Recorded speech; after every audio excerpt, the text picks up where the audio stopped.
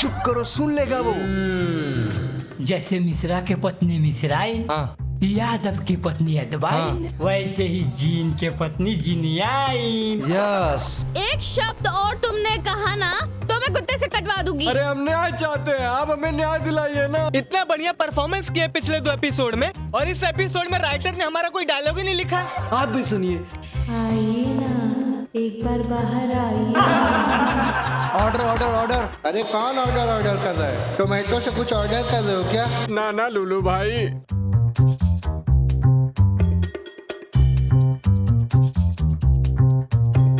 अरे झंडू, बस बहुत हुआ। जनाब के सामने हमें मारने की धमकी दे रहे हो। अरे भले हम उस कुर्सी पे बैठे नहीं हैं, लेकिन उस कुर्सी के बराबर पावर रखते हैं। हम भी जज के साले हैं, हल्के में मत लेना।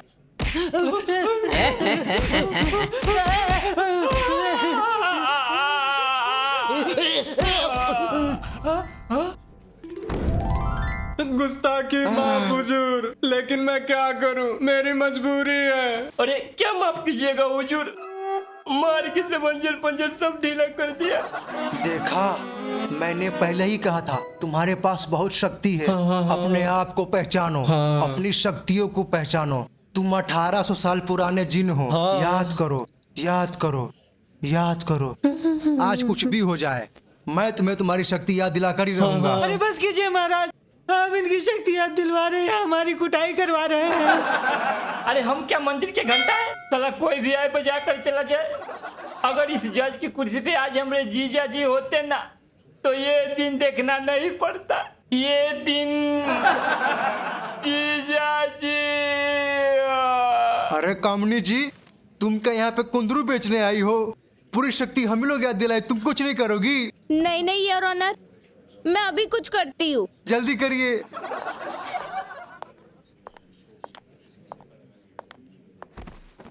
योर ऑनर, आप उसे उसकी शक्ति क्यों याद दिला रहे? क्यों याद दिला रहे? उसका कोई फायदा नहीं होने वाला है, क्योंकि उसका रिमोट कंट्रोल तो उसके आका के हाथ में है। ये बात पहले नहीं बता सकती थी। चुप करो, सुन लेगा वो। हाँ, मुझे पता है हमारे आका के खिलाफ कानाफूसी कर रहे हो ना। बता रहा हूँ तुम लोगों को, बेफिजूल में वक्त जाया कर रहे हो। मेरे रहते मेरे आका का कोई बाल भी बाका नहीं कर सकता। चुप। एक शब्द और तुमने कहा ना तो मैं कुत्ते से कटवा दूंगी।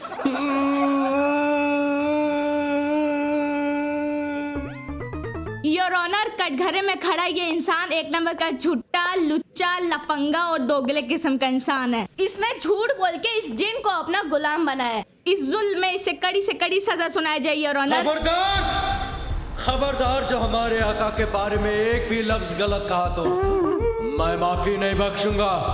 अरे जिन भाई साहब, मैं तुम्हारी तरफ से ही लड़ रही हूँ। हाँ, लेकिन आप आका के विषय में गलत मत बोलिए।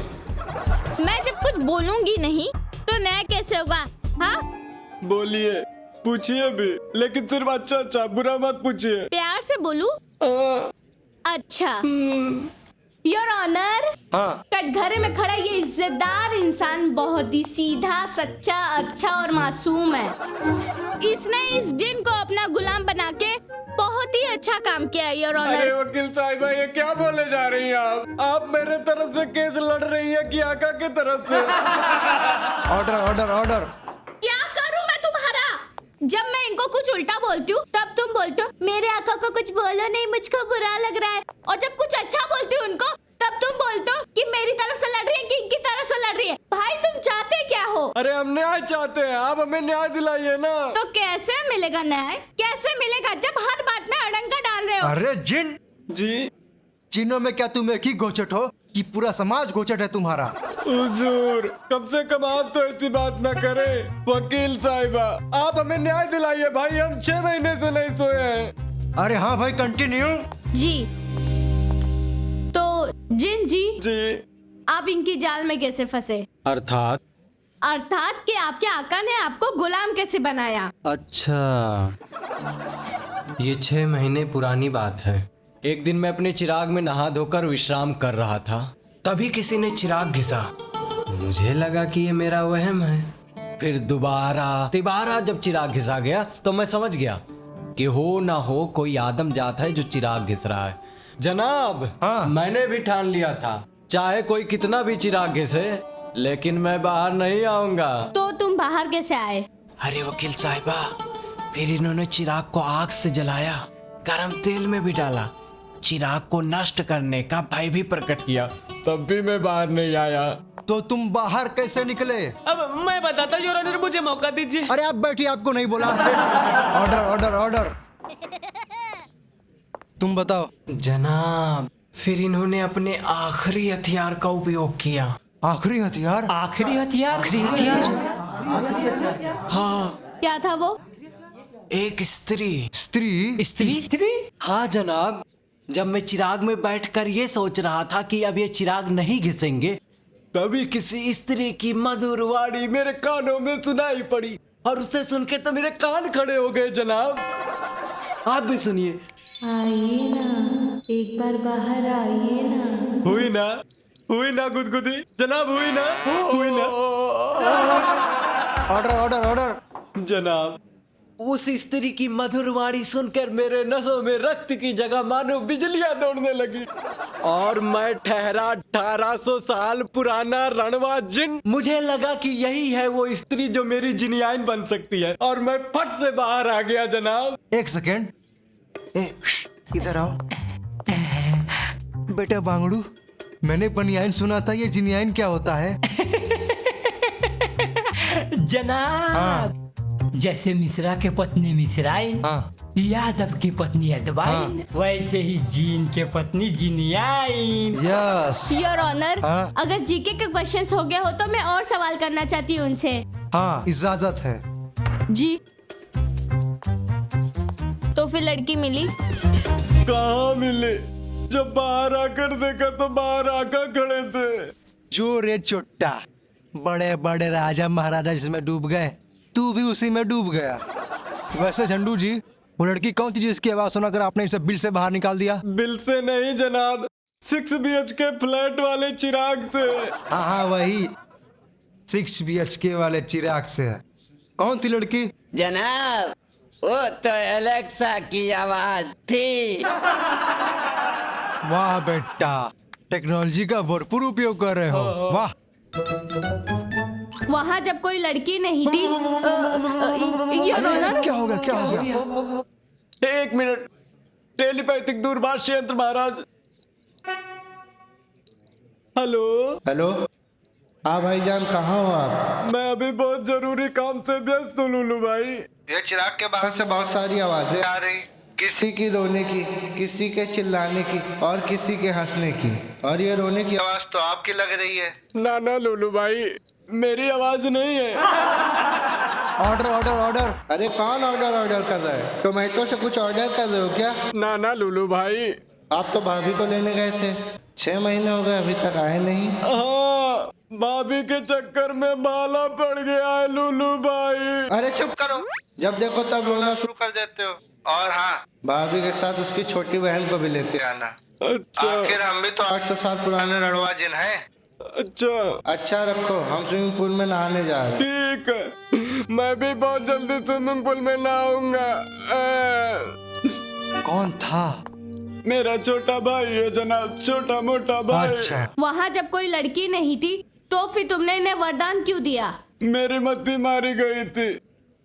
मेरे पूछने पे इन्होंने कहा कि हम उसी स्त्री को जानते हैं, लेकिन हम तभी तुमको बताएंगे जब तुम हमें इच्छा शक्ति का वरदान दोगे।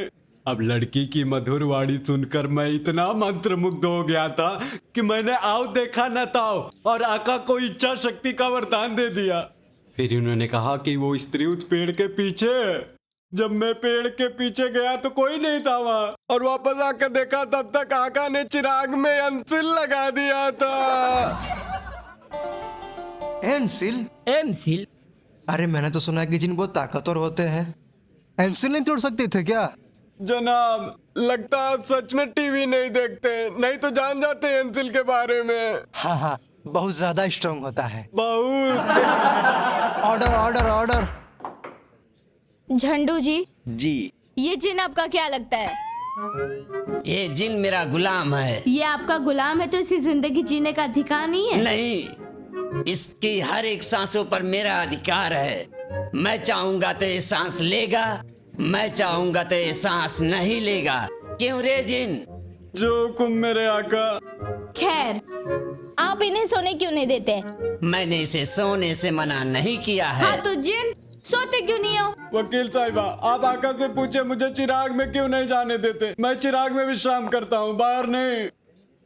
झंडू जी, आप इन्हें चिराग के अंदर क्यों नहीं सोने देते? ना वकील साहिबा, यही तो इसकी चाल है। यदि ये एक बार चिराग के अंदर गया तो चाहे मैं बीमार लेके घिसूं या पीताम्बरी लेके, हराम खोर दोबारा बाहर नहीं आएगा।